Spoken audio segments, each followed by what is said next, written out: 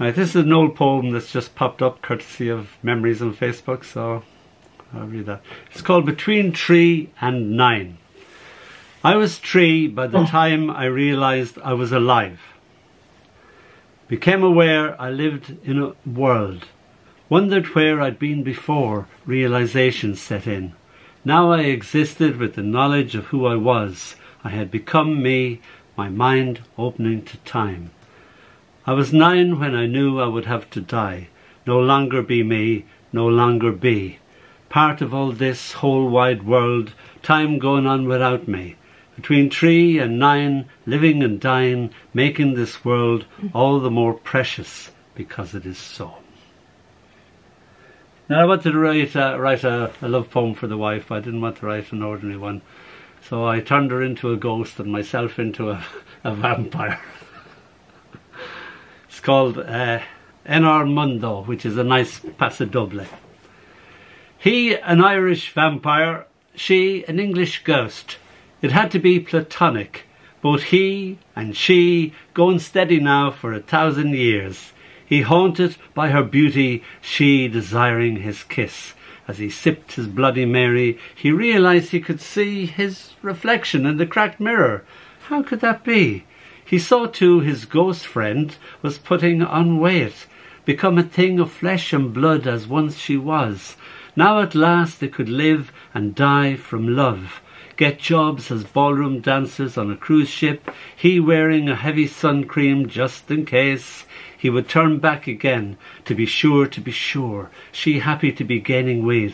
They danced a sensuous paso doble, lost in the music. And this is a poem called Grandfather Gordon. I used to look after a poor little old man who used to be a desert rat, and he showed me pictures of them with a pile of bunched up rags as a football playing in the desert, and they all looked about 12 or 13. They were so young, and all his mates had been killed.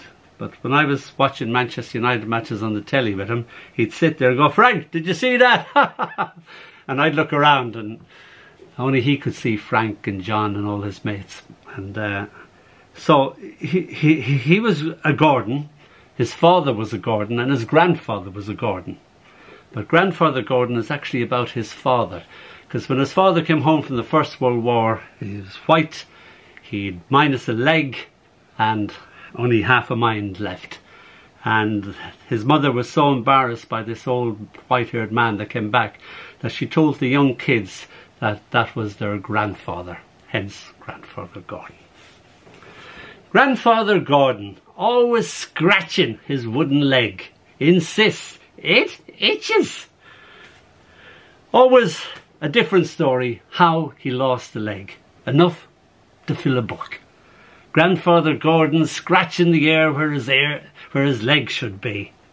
Grandfather Gordon's wooden leg, now a Tommy gun, a sword, a unicorn's horn. "Give me my leg back, you daft wee buggers!" Grandfather Gordon's gone. His wooden leg lives on, dusty in a corner. And this is the map of who we are.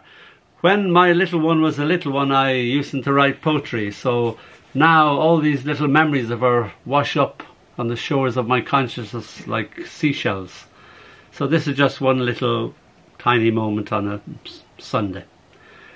The map of who we are. All day long, her head stuck in an atlas. I want to be Argentina when I grow up. After dinner, she changes her mind. Is it okay to be France? At bedtime, she is tired of being land. I'm going to be the whole Pacific Ocean. Against the vastness of this, my child, I feel like a tiny, tiny island. I fall asleep by this little girl, or dreams off the map.